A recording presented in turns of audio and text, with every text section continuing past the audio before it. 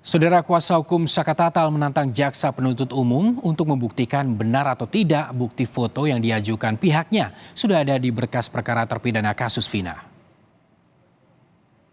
Titin memastikan berdasarkan berkas fakta persidangan di tahun 2016, tidak ada foto kondisi tubuh Vina di tahun 2016 yang diajukan jadi bukti baru Saka Tatal.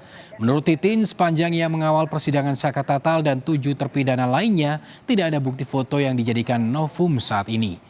Titin menyebut tanggapan ataupun jawaban kontra memori terkait dengan novum foto yang jaksa sampaikan tidak benar. Bandingkan dengan sidang yang silahkan jaksa membuktikan apakah ada berkas kelima foto yang dijadikan novum di dalam persidangan Saka. Tidak pernah ada. Kalau misalnya jaksa meyakini itu sudah ada di dalam berkas, saya tantangin buka berkasnya. Nggak ada di dalam berkas itu.